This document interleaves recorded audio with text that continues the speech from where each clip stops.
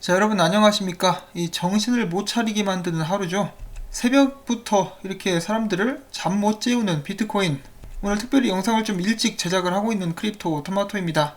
아침부터 굉장히 기분이 안 좋은 상태로 이제 하루를 시작하게 되실 것 같아가지고 소식을 전하는 저도 오늘 굉장히 좀 조심스럽습니다. 설마 했는데 비트코인이 이렇게 한꺼번에 떨어질 줄 이제 저는 몰랐고요.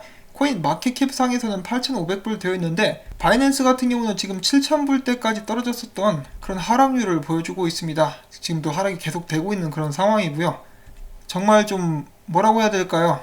작년에 악몽이 생각나죠. 이렇게 되면은 작년에도 이런 식으로 막 떨어졌었는데 그때도 마찬가지로 암호화폐 시장이 망했다, 그런 말이 나왔었습니다. 지금 비트코인이 떨어지고 있는 거 이상으로 알트코인들 곤두박질 치고 있죠. 제가 어제 농담으로 돼지열병 걸린 거 아니냐고 말씀드렸었는데 이 돼지열병이 맞는 것 같습니다. 가을의 저주인지 날씨만 쌀쌀해지면은 이 암호화폐들이 정신을 못 차리고 우수수 떨어지고 있습니다. 지금 현재 가장 살벌한 하락률을 보여주는 메이저 암호화폐는 비트코인 SV 36%, 이오스가 31%고요. 비트코인 캐시가 그 뒤를 바짝 추격하고 있습니다. 정말 좀 암울하네요. 만약에 이 자금을 지금까지 들고 있었다라면은 정말 좋은 매수 타이밍이 될 수 있을 텐데 일단은 그렇습니다. 이런 하락은 한두 번 보는 것은 아닌데 봐도 익숙해지지가 않습니다. 자, 비트코인은 왜 하락하고 있을까? 그 이유에 대해서 먼저 한번 말씀을 드리고 싶은데요. 제 최근 기사에는 이런 게 나왔었죠. 비트코인이 벡트 게시에도 1만 불 아래로 뚝, 바로 이제 벡트가 사람들이 기대를 했었던 것만큼 큰 거래량을 보여주고 있지 못해가지고 실적 부진, 실망 탓에 비트코인 가격도 떨어진 것이냐라고 묻고 있는데 사실 그 전부터 거대 삼각 수렴이 진행이 되고 있었었죠. 여기서 이렇게 삼각 수렴이 진행이 되고 있다가 밑으로 깨져 나가게 된 것입니다. 자, 그래서 사람들이 벡트 때문이다, 이 삼각 수렴 때문이다라고 이야기를 하고 있는데요. 이렇게 크나큰 비트코인 하락이 오기 전에 한 가지 징조가 있었습니다. 그 징조가 무엇이냐면요, 갑자기 비트코인 떡락하기 전에 해시율이 30% 떨어지게 된 것입니다. 우연치고는 너무 이제 타이밍이 잘 맞죠. 그동안에 이제 고공행진을 해오고 있었던 비트코인 해시율이 뚝 떨어지죠. 여기서 여기까지 30%한 번에 미친듯이 떡락을 합니다. 그래서 사람들이 물어보죠. 이거 뭔 일이냐? 갑자기 이렇게 해시율이 떨어질 만한 일이 뭐가 있을까? 그것에 대한 답은 아직까지 아무도 잘 모르고 있는 그런 상황이긴 합니다. 그렇지만 역시 해시율이기 때문에 비트코인 가격 떨어지는 것과 밀접하게 관계가 있지 않을까? 저는 이렇게 생각을 한번 해보고 있습니다. 자, 그럼에도 불구하고 지금 실망하시겠지만은 오늘 나온 소식들을 전달을 해드림으로써 저는 제 의무를 다하도록 하겠습니다. 자, 첫 번째로 오늘 미국 시각으로 오늘 미국의 하원 금융업위원회에서 암호화폐 청문회를 개최를 했었죠. 여기에서 맥신 워터스의 금융업위원회 위원장이 개회사에서 페이스북은 현재 새로운 글로벌 금융 시스템을 구축하려 한다, 이는 바로 달러화에 대항하는 것이다 라고 지적을 함으로써 청문회가 시작이 되었고요. 여기서 또 그는 SEC, 미국 증권거래위원회에게 이렇게 이야기를 합니다. 그들은 월가의 보안관의 사명을 다하지 못했다. 리브라에는 어떠한 조치도 취하지 않았고 규제 조항들 또한 불완전하다. 지금의 증권법은 리브라 앞에서 무용지물이다. SEC는 더 나은 해결책이 필요하다. 그는 이어서 SEC의 의원장인 제이 클레이튼에게 리브라가 가져올 리스크에 대해서는 어떻게 생각하느냐 라고 물었더니 제이 클레이튼이 대답을 합니다. 나는 특정 자산에 대해 전문적인 평가를 내릴 수는 없다. 그러나 리브라는 더 많은 사람들이 암호화폐에 관심을 갖게 만들었다는 것은 확실하다.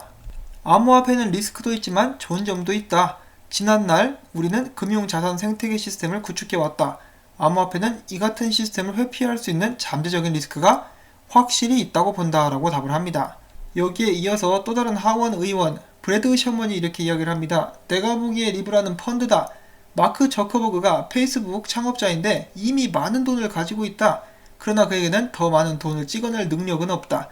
만약에 리브라가 발행이 된다? 그러면은 그는 이 같은 능력까지 갖게 된다. 리브라라는 이름보다 주커버그라는 이름이 더 어울린다. SEC가 이를 막아줬으면 좋겠다. 연방정부의 권리를 없애고 싶은 자들이야말로 암호화폐에 흥분하는 사람들이다 라는 지적을 남깁니다. 그리고 계속해서 이어진 질문 중에 리브라를 증권으로 취급해야 하느냐라는 질문에 제이 클레이튼이 이렇게 답을 합니다. 이곳에서 지금 이 자리에서 나는 답을 줄 수가 없다. 아직 결정에 대한 준비가 되어 있지 않다. 그 자산, 리브라가 어떤 기능을 갖고 있고 어떤 차이가 있는지 먼저 들여다봐야 된다. 다만 디지털 자산을 사용해서 자금을 조달하겠다는 것은 증권처럼 보이기는 한다. 암호화폐의 형태는 증권, 화폐, 결제 시스템들과 유사하다. 그러나 암호화폐는 규제되지 않았다. 금융생태계는 전방위적 규제 체제가 갖춰져야 된다. 암호화폐가 이러한 규제를 피하기 위해서 사용되게 된다면 문제가 생길 것이다. SEC는 증권으로 판단되는 디지털 자산에 대해 기존 규제를 적용하고 있다 라고 말을 합니다. 자, 이 부분을 다시 한번 또 이게 해석을 해본다면은 아직까지 SEC가 조치를 취하지 않은 암호화폐들은 증권으로 판단하고 있지는 않다라고 제가 한번 생각을 해볼 수도 있겠죠. 실제로 SEC 같은 경우는 최근에도 마찬가지인데 증권으로 판단되면 전부 다 때려잡고 있습니다. 그런 점들을 저희가 또 참고를 해볼 수가 있겠죠. 자, SEC의 의원 중에 한 명, 크립토맘이라고 불리는 헤스터 피어슨이 이렇게 이야기를 합니다. 투자자들의 특정 투자 행위를 억압하는 결정에 대해서 우려를 표한다. SEC의 임무는 투자자들을 위해 무언가를 결정하는 것이 아니다. 규제는 겸손해야 된다. 우리가 지금 하고 있는 일이 옳은 것인지 틀렸는지를 끊임없이 되물어야 된다. 항상 뭔가 이렇게 말은 멋있게 하는데 별로 힘이 없습니다. 이 아주머니. 권력이 좀 있으면 정말 큰 도움이 될 텐데 말이죠. 자, 한편 미국 같은 경우는 지금 현재 암호화폐에 관련된 규제가 다른 나라들에 비해서 뒤처진다라는 지적이 잇따르고 있죠. 안토니 곤잘레스 하원 의원은 현재의 규제가 불안정한 미국을 떠나서 싱가포르, 스위스, 영국 등의 정착 중인 암호화폐 업체들은 미국의 암호화폐 규제 이슈가 해소될 때 비로소 다시 미국으로 돌아오게 될 것이다. 토큰 분류법을 소개를 한 워렌 데이비슨도 이렇게 이야기를 합니다. 우리는 간단하고 모든 법안에 적용 가능한 분명한 규제를 필요로 한다. 암호화폐 관련 명확한 규제 프레임이 없다면 미국 투자자들과 소비자들의 권익은 저해될 수밖에 없다. 미국도 빨리 시급하게 제대로 된 규제를 만들지 않으면 많은 인재들을 놓쳐버리게 될 것입니다. 지금 실제로 그런 일들이 한국에선 일어나고 있죠. 자, 그리고 SEC 같은 경우는 월시어 피닉스가 신청한 비트코인 ETF에 대한 승인심사 절차에 돌입한 것으로 나타났다라고 하고 있는데요. 일단 미뤘습니다. 결정은 35일 동안 또 유예하게 되었는데 기대를 한 사람이 전혀 없겠죠. 특히나 지금같이 비트코인이 마구잡이로 떨어지고 있는데 ETF가 승인될 리가 만무합니다. 자, 그 다음은 한국으로 갑니다. 한국은행 같은 경우는 아직까지도 그 입장을 크게 바꾸지는 않은 것 같습니다. 디지털 화폐 발행 필요성은 크지 않다라고 이야기를 하고 있고요. 아마도 미국에서 먼저 만들기 전까지는 그런 의견은 변하지 않을 것이라고 제가 생각을 해볼 수가 있겠습니다. 자, 일본 중앙은행 총재는 리브라와 같은 스테이블 코인을 규제하는데 국가 간의 협력이 매우 중요하다라고 이야기를 했습니다. 만약에 리브라가 도입되게 된다면 사회에 큰 영향을 미칠 수가 있다. 정책 위반자들은 이와 같은 스테이블 코인에 대한 규제를 강화해야 된다라고 강하게 이야기를 했습니다. 계속되는 일본 소식, 코인체크의 모회사인 모넥스 그룹이 자사 주식을 보유한 주주들에게 비트코인을 선물로 주겠다라는 발표를 했습니다. 2019년 9월 말 기준 주식을 보유한 주주들에게 500엔 상당의 비트코인을 선물로 주겠다라고 합니다. 자, 이오스의 첫 하드포크가 성공적으로 완료가 되었습니다. 이오스에 이어서 네오와 트론도 업그레이드를 준비를 하고 있는데요. 네오 같은 경우는 2020년 2분기에 네오 3.0으로 대규모 업그레이드를 계획을 하고 있고요. 이를 통해서 네트워크는 보다 저렴한 거래와 스마트 계약의 보급, 그리고 통일된 거래 모델에 의해 구동되는 더 빠른 블록체인을 실현할 전망입니다. 트론 같은 경우는 8월 11일 출범한 선 네트워크의 업데이트를 곧 발표할 것이라고 하고요. 트론 측은 업데이트를 통해서 트론 네트워크에 무제한 확장 가능한 용량을 제공하게 될 것이라고 설명을 했습니다. 최근에 프라이버시 코인 혹은 다크 코인이라 불리고 있는 대시가 최근에 인터뷰에서 이렇게 이야기를 하고 있습니다. 대시는 프라이버시 코인이 아니다. 이와 같은 상황은 대시에 대한 이해도의 차이에서 비롯된다. 대시의 경우 FATF 국제자금 세탁 방지기구의 가이드라인을 완벽하게 준수를 하고 있다. 프라이버시 강화 옵션은 선택사항일 뿐. 그러면은 프라이버시 코인 맞는데? 무슨 소리를 하고 있어? 자, 그 다음에는 최근에 여러 암호화폐 프로젝트들이 성공적으로 하드포크 업그레이드를 하고 있는 데에 반해서 이 망해가고 있는 프로젝트들도 굉장히 많습니다. 암호화폐 프로젝트 분석업체에 따르면은 2019년 한 해 동안 아무런 코드 작업을 하지 않은 프로젝트 팀이 전체 32%, 총 2000여 개의 프로젝트들 중에서 640개가 개발을 완전하게 중단한 상태입니다. 자, 이런 코인에 돈을 집어넣었으면 되찾기가 거의 불가능하겠죠. 안타까운 소식입니다. 자, 다음은 SEC와 전쟁을 벌이고 있는 킥이 서비스 중단을 고려 중인 것으로 나타났습니다.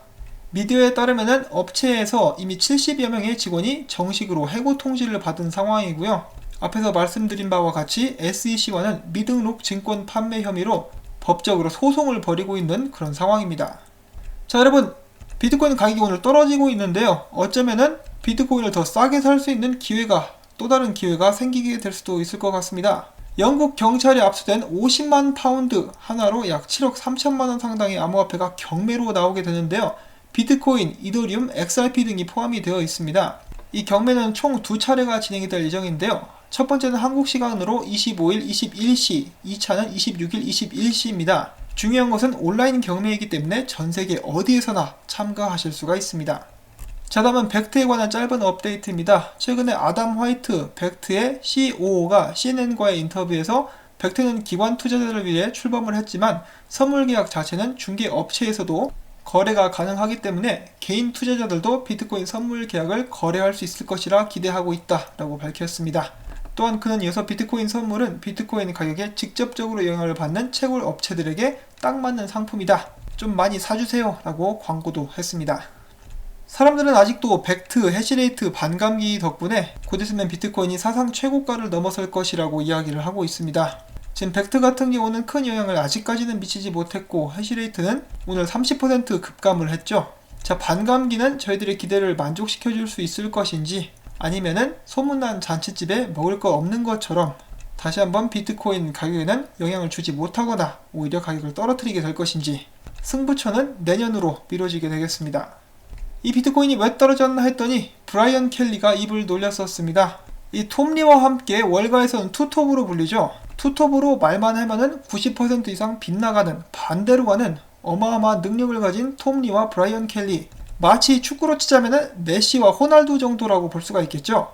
브라이언 켈리는 벡트가 장기적인 관점에서 긍정적이다. 기관 유입에 낙관적으로 작용하게 될 것이다 라고 이야기를 했습니다. 뭐 이렇게 보니 특별하게 한 말은 없네요. 미안합니다, 켈리씨. 자, 다음에는 비트코인에 관한 짧은 분석 함께 보도록 하겠습니다. 조시 레이즈에 의하면은 지금 비트코인 같은 경우는 강한 지지선에서 지지를 받고 있는 그런 상황이고요. 그 밑에는 200일선이 기다리고 있습니다. 이 지지선이 깨진다 할지라도 200일선에 맞고 반등할 수 있는 가능성 제가 또 생각을 해볼 수가 있겠고요. 그는 또한 이러한 분석도 사람들에게 공유를 해주게 됩니다. 지금 보시면은 전에 비트코인 차트이고요. 2018년도 말부터 비트코인이 떡상한 시점 2019년 4월까지의 차트인데 최근 차트를 뒤집잖아요. 그러면은 굉장히 똑같은 모습의 차트가 보여진다라고 합니다.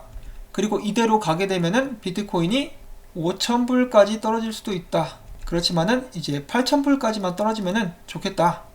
이런 식으로 이야기를 해볼 수가 있겠습니다. 자, 지금 비트코인 급락 때문에, 그리고 비트코인을 비롯한 모든 암호화폐들의 급락 때문에 저도 정신이 조금 없는데요. 사실 곧 큰 움직임이 나올 것이라고 저 역시 일주일 전부터 혹은 그 전부터 영상에서 언급을 하고 있었었죠. 그런데 이제 막상 눈앞에 닥치니까 아찔한 것도 사실입니다. 이미 지금 굉장히 많이 떨어졌기 때문에 이 상황에서 스탑로스가 없었던 분들께서는 어떻게 대응을 해야 될지 모르실 분들도 계실 텐데요. 그럴 때일수록 본인 상황에 맞게 감정에 치우치지 마시고 냉정하게 생각을 하신 후에 판단을 내리실 수 있기를 바랍니다. 자, 그리고 제가 영상을 마치기 전에 여러분들께 꼭 한 가지 또 보여드리고 싶은 것이 있어서 한번 가지고 와 보게 되었습니다. 제가 전에도 한번 공유를 해드린 적이 있었던 것 같은데요.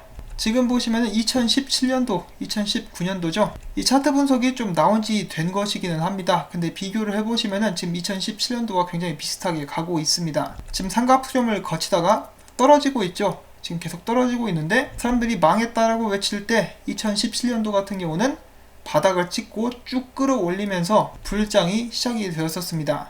물론 비교를 해봤을 때 이제 쌍바닥이 될 수도 있다. 그런데 여기도 있을 수가 있겠죠. 쌍바닥, 트리플 바닥이 될 수도 있기 때문에 아직 미래는 모릅니다. 오늘 영상은 다른 때보다 훨씬 더 일찍 제가 업로드를 하게 될 텐데요. 부디 이제 주무시는 분들 깨우지 않기를 바라고, 일어나셨을 때 엄청나게 충격을 받으시는 것보다 제 영상과 소식들을 들으심으로써 조금은 이제 안정을 찾을 수 있는 그런 정보가 될 수 있기를 바랍니다. 암호화폐 시장은 없어지지 않을 것이고 아직도 초기 단계입니다. 나중에 6개월 후 혹은 1년 후에 아 맞아 그런 일이 있었지 라고 오늘이 기억되기를 바라면서 전 다음에 새로운 소식 가지고 또 찾아뵙도록 하겠습니다. 도움이 되셨다면 구독과 좋아요 그리고 염치불구하고 광고 시청 처음부터 광고가 마무리될 때까지 부탁을 드리도록 하겠습니다. 저도 일단은 이게 일이기 때문에 이렇게 하지 않으면은 이제 채널 유지가 힘들어지겠죠. 그래서 양해를 좀 부탁을 드리고요. 전 다음에 또 새로운 소식 가지고 찾아뵙도록 하겠습니다. 안녕히 계십시오.